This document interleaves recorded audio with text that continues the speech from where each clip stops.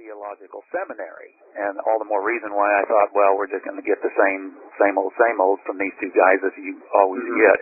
But what Dr. Fraser has did was he took the writings, finally took a balanced approach, didn't cherry pick them. Both sides cherry pick them, and one side makes them secular humanists, and the other side makes them Christians. Well, he didn't cherry pick them. He took a balanced approach to their writings and proved that they were neither deists in the purest sense of the word, but nor were they Christians in the biblical sense of the word. So here's 3 books, Dwayne, that came out all within a 2-year period after 25 years. That, my goodness, that has to point to the fact that we are at a very important, exciting time, regardless of the abuse that may come from this. So, where do we go from here? All I can say is that this, let me say it this way. Some of you will recall that when Dr. Dobson retired from Focus on the Family, that he basically said that we lost the culture wars. And he's right. We have at this point. And the reason being is because guys like Dobson, as good as he was at trying to do what he was doing, and some others, they only hacked away at the branches of the corrupt tree. Nobody was cutting it down at its roots. And if we're gonna, whenever we've got a corrupt branch in front of us, that's right there in front of us, whether it be infanticide or sodomy or whatever, we need to hack away. But until we cut this corrupt tree down at its roots, that tree is gonna just keep sprouting new branches. And that's why we've lost the culture wars, because nobody's taken the time to deal with this at its roots. And the roots is the biblically incompatible, seditious Constitution of the United States of America. That's why we have all the branches we do today, because the framers failed to establish government society upon Yahweh's morality as found in His laws. And therefore, I don't know a lot of specifics to tell you guys, but just to say, hey, this needs to be at the forefront. On our webpage, some of you already may be familiar with this, but our featured blog article is found on the right there at the beginning of the on our homepage for BibleVersusConstitution.org. It's 5 reasons why the Constitution is our cutting-edge issue. And if you look at particularly number 3, all 5 are important, but number 3 really spells it out. And it's something that you might want to take advantage of and use to open up the door with some of these people. It's a hard door to open, but we just got to keep pounding away until, and we're making great headway. It's not by leaps and bounds, but I can tell you every day we're making headway in one fashion or another on this, and it's going to be a snowball. With guys like Dwayne and some of you others that are involved in this, praise God. We're gaining people that are involved in this battle more and more all the time. Ted, you mentioned how all 3 books seem to come out at once, and to the average heathen, he would say that that's just coincidence. You and I know better than that, and most listeners with us tonight know better than that as well, but it's similar to what happened with the Truth About the True Calendar coming out. And Ted, it's great to have the opportunity to tell these folks, too, by the way, that Ted's also a lunisolar biblical calendar keeper with us as well, folks. But when this information started coming out, it came out at about the same time all around the world as well. And Ted, I'm not sure if you're aware yet, but we hosted a conference some years back right here on this call where we were discovering that people all over the world were finding this out all at the same time. We hosted a long conference on this. But it's just that what you guys were doing with the Constitution issue and the Father's laws, well, we were finding out that the biblical calendar had to be restored. Isaiah 58 was our favorite, the restorers of paths to dwell in. So just as we were in our hearts accepting the fact that it was time to kick out the Gregorian papal calendar and pitch it away as far as east is from west, we now also have to do the same thing with our golden calf Constitution and get back to the Father's law. Is that a good way to look at it? Yeah, and especially I like the way you just put it, because I was about to say that, the Constitution is not the issue. It's just the means that we've got to deal with. It is the cutting edge issue and what needs to be. It's the national idol that must be taken down in order for us to establish Yahweh's kingdom in a fuller sense based upon His laws. It's just we've got to deal with it, and it is also a means to highlight God's laws. We want to bring glory to the King, and we want to further His kingdom, not just destroy anything opposed to it. You know, if we do that, there just ends up being a vacuum that's going to be filled by something just as bad or worse. That's why the Tea Party has no answers. You know, in the short run, they may look a whole lot better than the rest of the Republicans, but they don't have any more. Ultimately, they have no more answers because they're promoting the genesis of our problems as the answer to our problems, and very few are pointing to God's laws as the answer. So that's the ultimate idea here. It's to bow the knee to our King and to confess with the tongue Him as Lord, and to promote His kingdom based upon His laws. That's what we are about. So this is just a tool and a means to be able to hopefully try to accomplish that more and more every day as we serve Him. A good many years back, I was explaining to people that we were in a parallel time to the Israelites coming out in the Exodus, and we'd got to get away from our own time's golden calf. We've got to get away from man's laws. And I've had a question on our website for a long time, posted for all the other so-called law experts across the country to respond.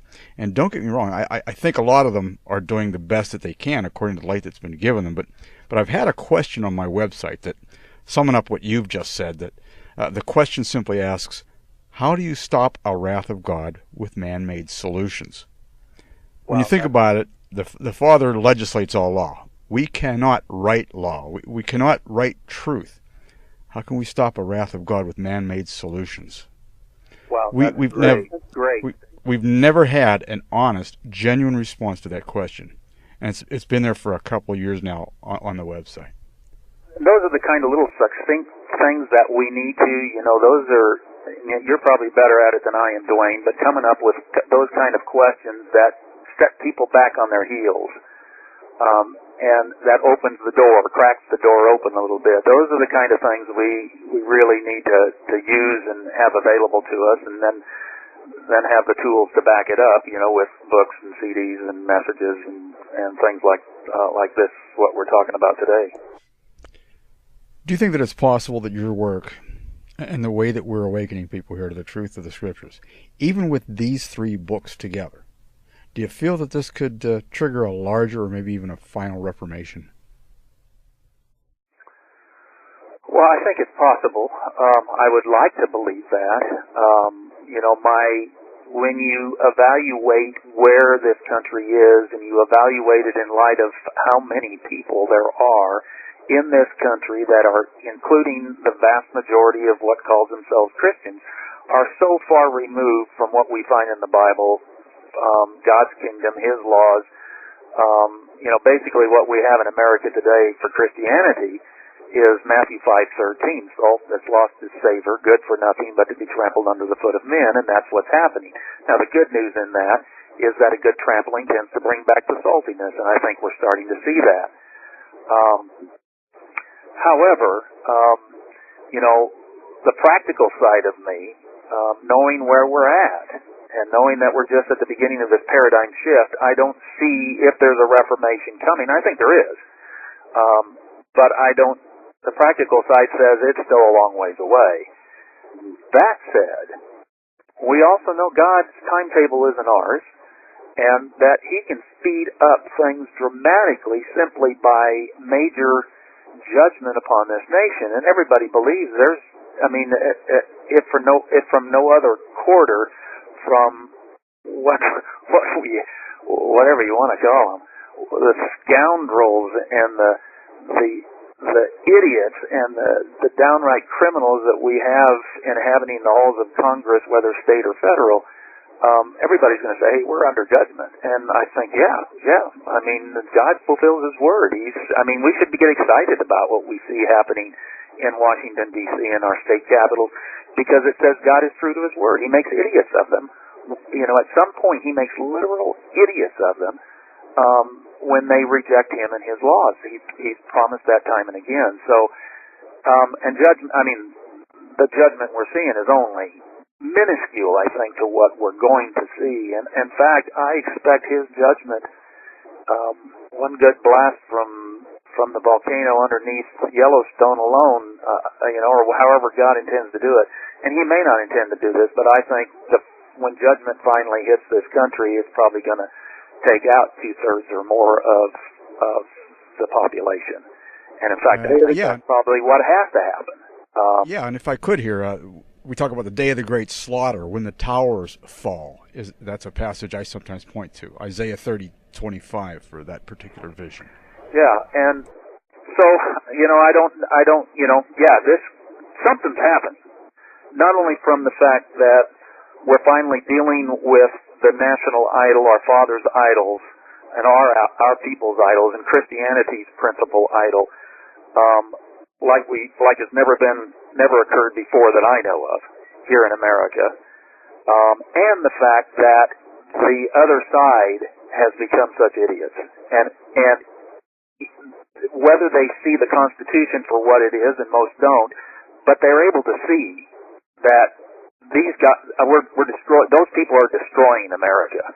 So that sets up the perfect storm, if you will, for us to take advantage of and go forward, and for this to happen much quicker than we may anticipate. And I think I shared this with you guys before, that I have to admit, it's still minuscule.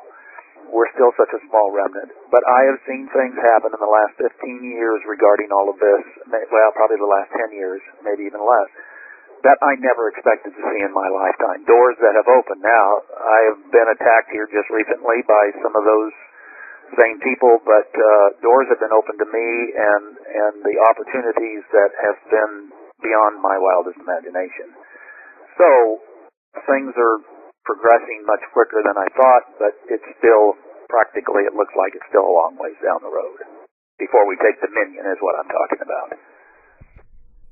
We're speaking with Ted Weiland of BibleVersusConstitution.org, and that's VERSUS Constitution.org. Ted, you and I talked earlier, and I mentioned a fellow who had emailed me just today, and of course, with all the emails I've put out to my base in recent months about the Constitution being a problem, we're both seeing this happen in many ways where people are getting upset with us, all right, to put it mildly. But a fellow emailed me today and simply wrote, "Remove me from your list. This is a democracy, not a theocracy." I mean, at first I chuckled thinking, oh, this guy can't be that. But then I felt sympathetic towards this fella, that he's in such a conditioned state that he thinks that he's in a democracy. And of course, the nation's headed there anyway. But if it then sends me to page 316 of your book, and I want to, and folks, you just got to get a copy of this book if you're in the least bit interested in this stuff. This book is tremendous. It's filled with details and nuances that'll just perk up your ears as you go through it. But on page 316, where you say, Ted, you say, and I quote, "Demanding rights is an admission of slavery to the one from whom those rights are petitioned." Wow. Think about that. He's right. Demanding rights from another, you're admitting that they're above you, not your servant, as many would have us believe. In other words, you're admitting that the government is your Lord or King of Kings. In other words, Yahweh is not your king. Government God is your God. Government has become your God, and you're therefore truly living in a theocracy. My question, Ted, how many people have you run into that have no clue that they're actually in a theocracy? It's all of them, right? That's funny. Maybe we should approach it the other way. That is, I deal a lot with blogs we've got this Kingdom Ambassador thing, and by the way, that's, for anyone who's not familiar with that, if you go to the bottom of our homepage at BibleVersusConstitution.org, there's a Hailing Kingdom Ambassadors, and we're trying to gather up men to take over these blogs with biblical answers, is the whole point of that, and it's all explained there. So I'm dealing with a lot of blogs and articles and things, trying to always counter them with biblical answers. And it's really a blast, because if you've got